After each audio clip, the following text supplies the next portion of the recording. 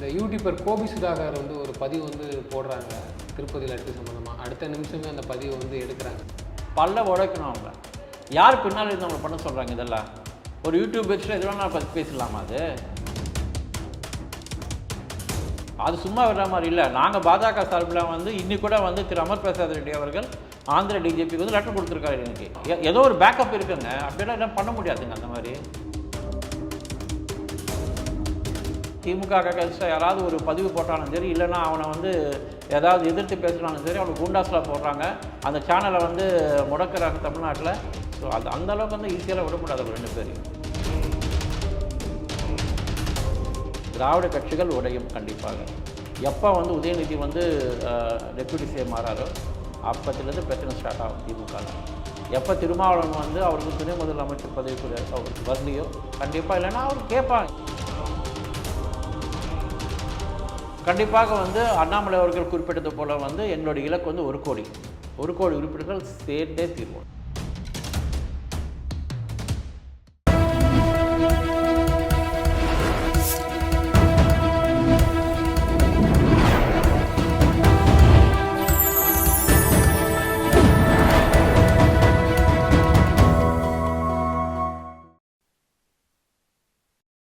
Channel 5 Tamil நேயர்களுக்கு வணக்கம். இன்றைய நேர்காணலில் நம்மோடு பேச இருப்பது பாரதிய ஜனதா கட்சியின் ஊடக பிரிவாளர் ரங்கநாயகூர் அவர்கள். சார் வணக்கம். சார் வணக்கம் பிரதர், எப்படி இருக்கீங்க? நல்லா இருக்கு சார். நல்லா இருக்கீங்களா சார்? நல்லா இருக்கேன். சேனல் 5 நேயர்களுக்கு நன்றிகளும் வாழ்த்துக்கள் தெரிவிக்கிறேன். தொடர்ந்து அனைத்து விதமான செய்திகளை மக்களிடம் கொண்டு போகிறது வந்து உண்மையிலே நல்ல ஒரு வரவேற்கத்தக்கது. எப்பவுமே எங்களுடைய ஆதரவு சேனல் 5க்கு கண்டிப்பாக இருக்கும். ஏன்னா மீடியான்றது வந்து இப்போ இருக்கிற காலகட்டத்தில் வந்து ஒவ்வொரு மூலைக்கும் போய் சேர்வதுன்றது வந்து உங்கள் மாதிரி ஊடகங்களால் தான். சார், இந்த திருப்பதியில் லட்டு அந்த விவகாரம் வந்து கொஞ்சம் சர்ச்சையாக பயங்கரமாக போச்சுது. உங்கள் பார்வை என்ன அதில்? முதல்ல வந்து நானும் பெருமாள் பக்தன்தான். எங்கள் பிரதர் தகவலுக்காக சொல்கிறேன், கடந்த 25 ஆண்டுகளாக சென்னையிலேருந்து திருமலாவுக்கு வந்து மாலை போட்டுக்கிட்டு நடந்து போகிறாங்க. 2000 பேர் போகிறாங்க. நானும் வந்து ஒரு 3 வருஷம் போயிருக்கேன். நடந்து இங்கேருந்து காலைல செருப்பு இல்லாமல் போயிருக்கேன். அந்தளவுக்கு தீவிர பக்தர்கள். என்ன மாதிரி வந்து லட்சக்கணக்கான கோடிக்கணக்கான பக்தர்கள் இருக்காங்க. அதில் வந்து அந்த லட்டுன்றது வந்து உண்மையில் சொல்லக்கூடியது வந்து நம்மளுடைய அந்த ஆதங்கத்தை வந்து எப்படி தெரியப்படுத்தணும்னு தெரியல. தர்மோ ரக்ஷதி ரக்ஷிதா ஒன்று இருக்குது. நீங்கள் திருப்பதி போனாலே முதல்ல அந்த வார்த்தை தான் வரும். இந்த லட்டு விஷயத்தில் வந்து நான் இந்த இன்டர்வியூவில் எங்கேயும் சொன்ன மாதிரி தெரியல, முதல்ல உங்களுக்கு தான் சொல்கிறேன். நான் ஒரு YSR பீரியட் நினைக்கிறேன், ஜெகன்மோகன் ரெட்டி பீரியட். அப்போ இருக்கக்கூடிய தீட்சிதர், ரமண தீட்சிதர், அவர் வந்து ஆக்சுவலாக இங்கே தான் இருக்கார், சென்னையில் தான் இருக்கார். அவங்க ஃபேமிலி இருக்காங்க.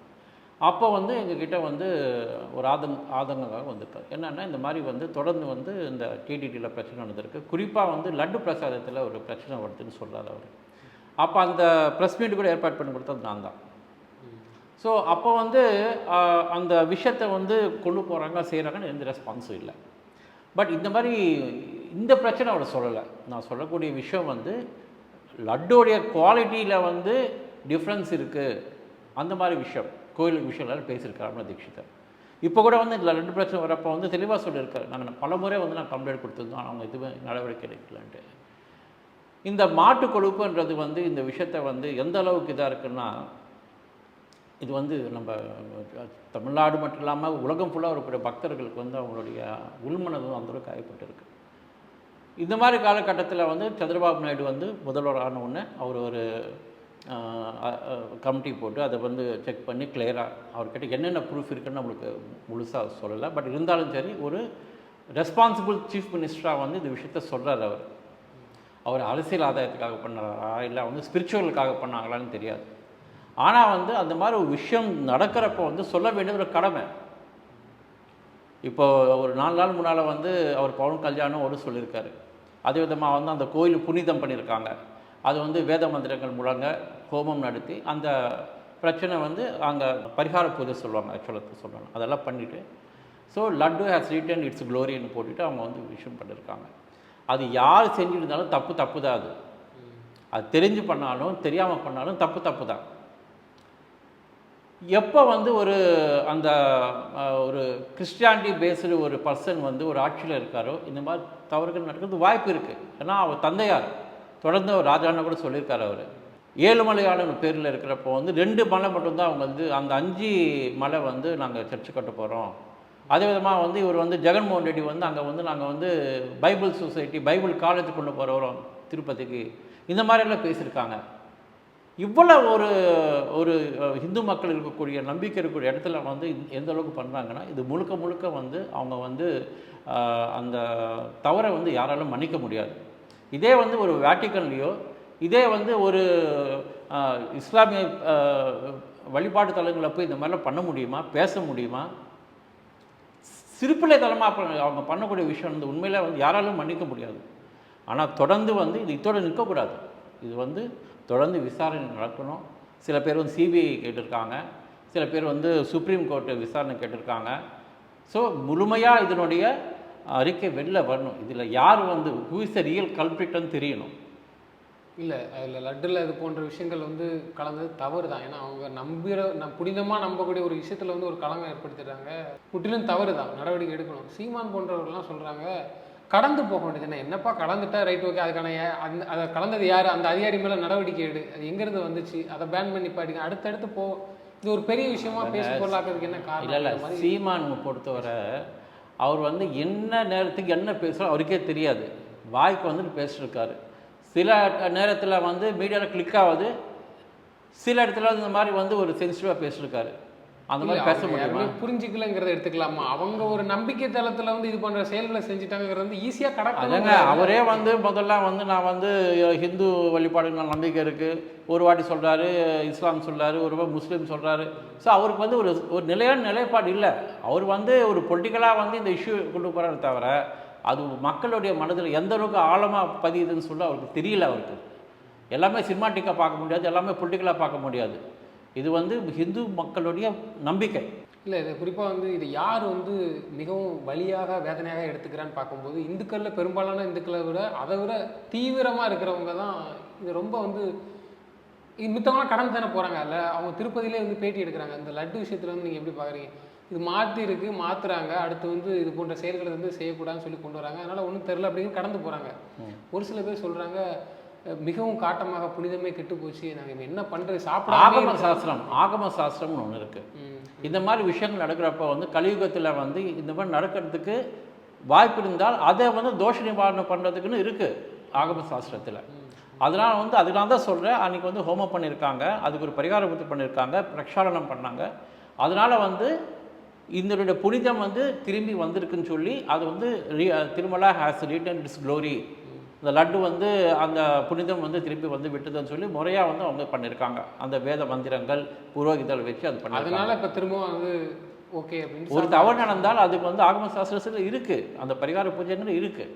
சவுத் சைடில் வந்து இந்த பூனூரில் வந்து ஒரு நபருக்கு வந்து இந்த மாதிரி கட் பண்ணி விட்டுருக்குறாங்க, அறுத்துருக்குறாங்க அப்படின்லாம் ஒரு செய்திலாம் வருது. என்ன பிரச்சனை? இது வந்து அராஜகத்தின் உச்சக்கட்டம்.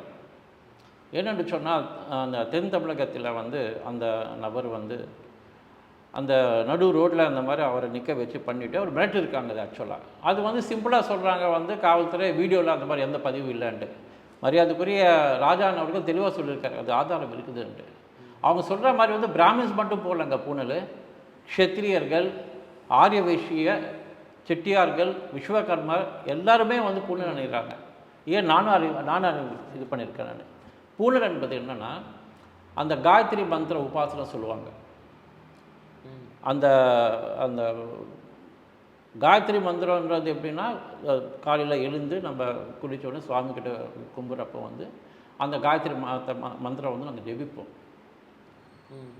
அது எப்படின்னா அது ஒரு ஒரு நம்பிக்கை, அது கூட ஒரு விதமான நம்பிக்கை. ஒரு காலகட்டத்தில் இவங்க வந்து பிராமணர்கள் மட்டும்தான் பண்ணுவாங்கன்னு சொல்லி பரப்பி விட்டாங்க. ஆனால் அது இல்லை. இப்போ வந்து நிறைய ஜாதி தட் இஸ் இருக்குது, அந்த மாதிரி இது இருக்குது. உண்மையிலே சொல்லணுன்னா இப்போ நாங்களும் பார்த்திங்கன்னா எஸ்பெஷலாக வந்து சில பேருக்கு ஒரு நம்பிக்கை இருக்குது. அந்த கல்யாணம் ஆனப்புறம் வந்து எங்களுக்கு பூனல் போட்டுருவாங்க. இது வந்து ஒரு நம்பிக்கை இல்லை, இது ஒரு எப்படி சொல்கிறது, இது வந்து ஒரு வழிபாடு. இது எல்லாம் கண்டிப்பாக பண்ணி ஆகணும். ஸோ அதையும் பண்ணுறாங்கன்னு சொன்னால் இந்த திராவிட மண்டல ஆட்சியில் வந்து எது வேணாலும் நடக்கலான்னு இருக்குது. ஆனால் இதுக்கு மேற்பட்டு வந்து நம்ம ஜனங்கம்னு இருக்க மாட்டாங்க. நாளுக்கு நாள் அவங்க இஷ்டத்துக்கு பண்ணிட்டே போனால் வந்து அப்படியே கை கட்டிக்கிட்டெல்லாம் இருக்க மாட்டாங்க. இது வந்து தமிழக அரசாங்கம் இந்த மாதிரி வந்து இது எப்போ நடக்குதுன்னா, அவர் அமைச்சர் துரைமுருகன் வந்து இந்த மாதிரி பேசுகிறார். ஒரு பொதுக்கூட்டத்தில் வந்து இந்த மாதிரி நாத்திகம் பற்றி பேசுகிறாரு, திராவிட ஆட்சி பற்றி பேசுகிறாரு. இந்த மாதிரி ஹிந்துக்களுக்கு அகைன்ஸ்டாக பேசுகிறப்ப தான், அப்போ இந்த மாதிரி விஷயத்தை பேசுகிறப்ப தான் ஜனங்க உள்வாங்குறாங்க. உள்வாங்கி வந்து இந்த மாதிரி அவங்க இஷ்டத்துக்கு அவங்க செய்கிறாங்க. ஒரு பொறுப்புள்ள ஒரு அமைச்சர் எப்பவுமே வந்து பொறுப்பாக பேசணும். அது என்னுடைய கருத்து. இல்லை, திமுக எல்லா அமைச்சர்களும் வந்து இந்த திராவிடம் அந்த கொள்கையை வச்சு பேசுறதுனால வெளித்தோற்றத்துக்கு வந்து பெரியார் அவங்க இதெல்லாம் எடுத்து பேசுகிறதுனால அவங்க இப்படி தான் இருப்பாங்க. ஆனால் அதே நேரத்தில் அமைச்சர்கள்லாம் வந்து பக்தியாக போய் அவங்க ஃபஸ்ட்டெல்லாம் அவங்க குடும்பம் எல்லாம் கோயிலில் போய் கும்பிட்றாங்க, வைக்கிறாங்க. இல்லைங்க, இவங்க அரசியலுக்காண்டி எப்படி பண்ணுறாங்களா? அரசியலுக்காக தான் பண்ணுறாங்க. இப்போது நடந்தது கூட இந்த திருப்பதியில் விஷயம் கூட தான் நடந்திருக்கு. அந்த வைஎஸ் ஜெகன்மோகன் ரெட்டி அவங்களுடைய தாயார் வந்து அந்த மாதிரி ஓப்பனாக சொல்கிறாங்க, நாங்கள் வந்து பக்கா கிறிஸ்டியன்ஸு, நாங்கள் இந்துக்கள் ஓட்டுக்காக தான் நாங்கள் வந்து வரோம் போகிறோம் செய்கிறோம். அவங்க தெளிவாக வந்து ஸ்டேட்மெண்ட் கொடுக்குறாங்க. இதுதான் திமுக பண்ணுது. ஆமாம், அவள் தான்.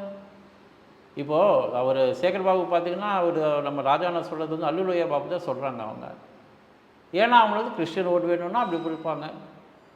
இதே விதமாக வந்து இஸ்லாம் ஓட்டு வேணும்னா அது தகுந்த மாதிரி போய் பண்ணுவாங்க. ஸோ அப்படி இல்லைங்க. அது எப்போவுமே நான் என்ன சொல்கிறேன்னா, எல்லா மதத்தையும் வந்து நம்ம வந்து மரியாதை கொடுக்கணும், அதுக்கு ரெஸ்பெக்ட் கொடுக்கணும்.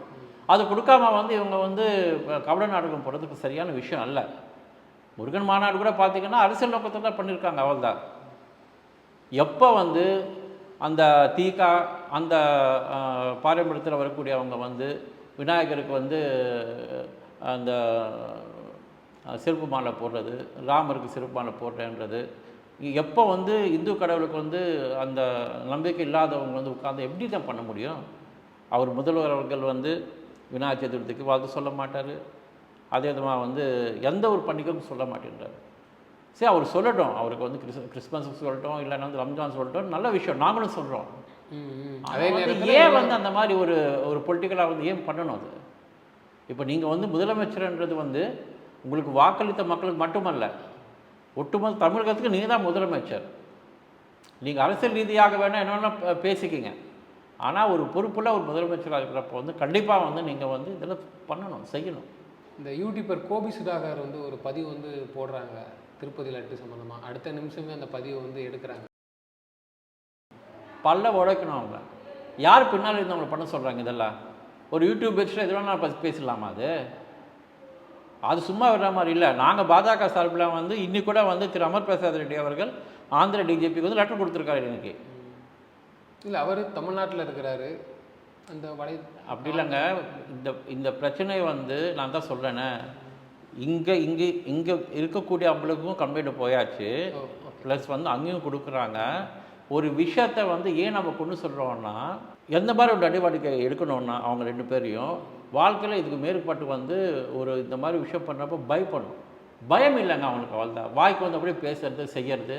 ஒருத்தர் சாரி சொன்ன சரியா இருக்குமா? இல்லை, அந்த வீடியோவில் வந்து அதை வந்து கொச்சைப்படுத்தி எவ்வளோ கொச்சைப்படுத்தி பேசுகிறாங்க. யார் கொடுத்தது, யார் சொல்லி கொடுத்ததெல்லாம் உங்களுக்கு? இந்த பணம் கொடுத்து என்ன வீடியோ பேசுகிறீங்களா? சொல்லி கொடுத்து பண்ணுறாங்கன்னு சொல்ல வரீங்க? நான் கண்டிப்பாக அப்படி தான் இருக்கோம்.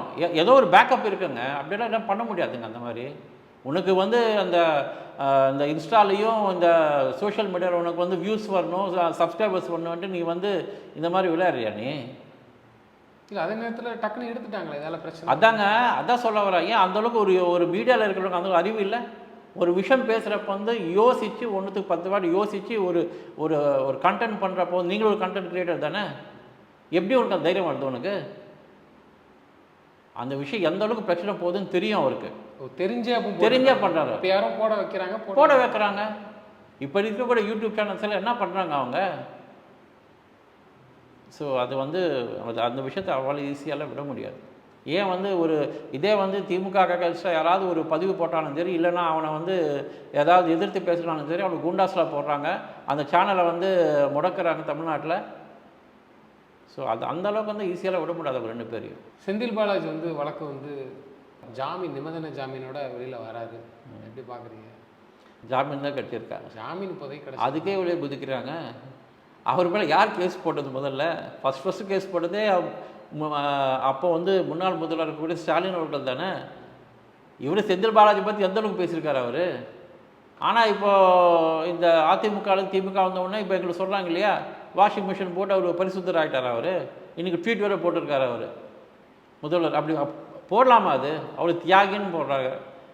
470 நாள் வந்து இப்போ அந்த ஆராசாவுக்கும் இந்த இவர் செந்தில் பாலாஜி போட்டி காட்டா வந்து அவர் 468 நாள் நினைக்கிறார். இவர் 471 சீனியர் கூட இப்படி ஒரு இவ்வளோ நாள் இருந்தது இல்லை அப்படின்னு கூட சொல்லியிருக்காங்க. அதானே யாரோட இது இவங்க வந்து அந்தளவுக்கு கோஆர்டினேட் பண்ணாங்களா? இல்லை. இப்போ கூட சொல்கிறாங்க அவரோட விடுதலை ஒன்றும் ஆகலை. இது வந்து அவங்களுக்கு ஒரு ஜாமீன் கொடுத்துருக்காங்கன்னா திருப்பி வந்து அது ட்ரையல்ஸ் போகணும். இதில் அவருக்கு எந்த ஒரு குற்றம் இது இல்லைன்னு சொல்லி அவங்க திருப்பி கொடுக்கணும். இல்லை அமைச்சரவை 18 கண்டிஷன் கொடுத்துருக்காங்க. இன்னும் 18 கண்டிஷன்ஸ் கொடுத்துருக்காங்க. அது இன்னும் நம்மளுக்கு வந்துடும். இப்போ கூட வந்து இன்றைக்கி மாலை கூட வந்து சொல்லியிருக்காங்க, அந்த மீடியாவில் அந்த தகவல் போயிட்டு இருக்குது. அந்த சுப்ரீம் கோர்ட் டைரக்ஷன்ஸ் வந்து குளறுபடி இருக்குது, இது ஒன்றும் கிளாரிட்டி இல்லை.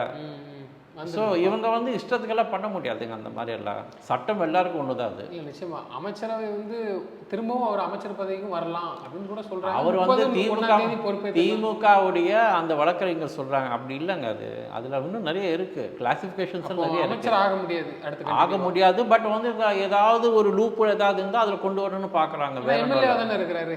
அதாங்க, இன்னும் அவர் வந்து ரிசைன் பண்ணல, அவருடைய பதவியில் தான் இருக்காருன்னு சொல்கிறாங்க. பட் கிளாசிஃபிகேஷன்ஸ் அவங்க கொடுத்தக்கூடிய கைட்லைன்ஸ் வந்து இன்னும் கரெக்டாக நம்மளுக்கு இன்னும் அது வெளில வரல. ஸோ இப்போ என்னென்னா, இப்போ யாரை வந்து பேக்கப் பண்ண பார்க்குறதுக்கு எனக்கு புரிய மாட்டேங்குது. எனக்கு மக்கள் வந்து முட்டாளுங்க இல்லைங்க, பார்த்துக்கிட்டு தான் இருக்காங்க. ஒரு 2026 தேர்தலில் வந்து சரியான பதிலடி கொடுப்பாங்க. இப்போ நீங்கள் பார்த்துருப்பீங்க, ஒரு வாரம் 10 நாளாக வந்து திருமாவளவன் இஷ்யூ போயிட்டே இருக்குது. அது எங்கே போய் முடியும்னு சொல்கிறேன். நான் கடந்த ஒரு 2-3 இன்டர்வியூவில் சொல்லியிருக்கேன். நான் திராவிட கட்சிகள் உடையும் கண்டிப்பாக. எப்போ வந்து உதயநிதி வந்து டெப்யூட்டி சிஎம் ஆறாரோ அப்பத்துலேருந்து பிரச்சனை ஸ்டார்ட் ஆகும் திமுகவில். எப்போ திருமாவளவன் வந்து அவருக்கு துணை முதலமைச்சர் பதவி கூட அவருக்கு வரலையோ கண்டிப்பாக, இல்லைன்னா அவருக்கு கேட்பாங்க, ஏதாவது ஒரு பொலிட்டிக்கல் அட்ஜஸ்ட்மெண்ட் தான் இருக்கும். அவர் என்னங்க 2 மாவட்டத்தில் தான் இருக்காருங்க. உண்மையிலே சொல்லணும்னா 2 மாவட்டத்தில் 3 அந்த விசிகான்றதுக்கே ஒரு இலக்கணம் சோஷியல் மீடியாவில் ஓடிட்டு இருக்கு. விழுப்புரம் சப்போர்ட் இருக்குதுன்னு செய்யுது. அந்த சமூகத்துல இருந்து திமுக வந்து வெற்றி பெறதுக்கு ஒரு சப்போர்ட்டாக தானே இருக்கு. அதான் சொல்கிறேன், ஏன் கொடுக்கலாமே, ஏன் கொடுக்கக்கூடாது? கொடுங்க. இப்போ நாங்கள் கூட வந்து அதாங்க கொடுங்க, ஏன் மொத்தம் நீயே வச்சுக்கிறீங்க? இவங்க எல்லாரோட அலையன்ஸில் தான் நீங்கள் வின் பண்ணீங்க. உங்களுக்கு உண்மையிலே அந்தளவுக்கு வலிமை இருக்குது, திராணி இருக்குது, இல்லைனா நீ வந்து தைரியமான ஆளாக இருந்தால் வந்து தனியாக நீங்கள் ப்ரூவ் பண்ணுங்கள். அப்போ எல்லாமே உங்களுக்கு தானே வரும். எல்லாரும் நிலைப்பாடை மாற்றினாங்கன்னா அப்போ கூட்டணி இல்லைன்னா நீங்கள் தனியாக போட்டிடுங்க, ஜெயிச்சு காட்டுங்க. அதானே எல்லா அரசியல் கட்சிகளும் அதானே சொல்கிறாங்க ஸ்டாலின் அவர்களை. நாங்கள் ஆதரிக்கிறோங்க. இப்போ எங்கள் இதில் பார்த்தீங்கன்னா இந்தியா கூட்டணியில் பார்த்தீங்கன்னா தேசிய அளவில் வந்து நாங்கள் எல்லாருக்கும் தான் வாய்ப்பு கொடுக்குறோமே. மத்திய மந்திரி சபையிலேருந்து எல்லாத்துக்கும் தான் நாங்கள் கொடுக்குறோம் நாங்கள். ஸோ அதனால் வந்து இப்போது இது வந்து ஒரு அரசியல் மாற்றங்களுக்கான சரியான ஒரு சமயம் இது.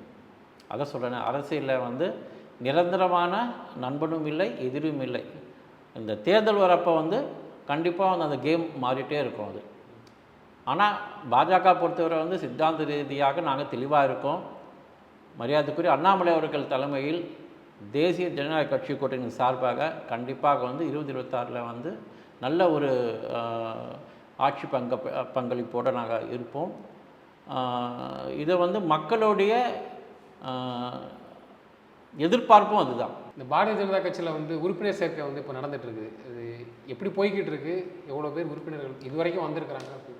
உண்மையிலே வந்து ரொம்ப சந்தோஷமாக இருக்குது நீங்கள் இந்த கேள்வி நீங்களாக கேட்குறப்போ. என்னென்னா, இது வந்து மரியாதைக்குரிய பாரத பிரதமர் நரேந்திர மோடி அவர்கள் செப்டம்பர் 2ஆம் தேதி மாலை 5:30 மணிக்கு வந்து அவருடைய உறுப்பினரை வந்து புதுப்பித்திருக்கார், ரெனியூ பண்ணியிருக்கார். இது வந்து எங்களோட பைலாவில் வந்து 6 வருஷத்துக்கு முறை வந்து அந்த வேலிடிட்டி முடிஞ்ச உடனே எல்லாருமே ஆகணும்.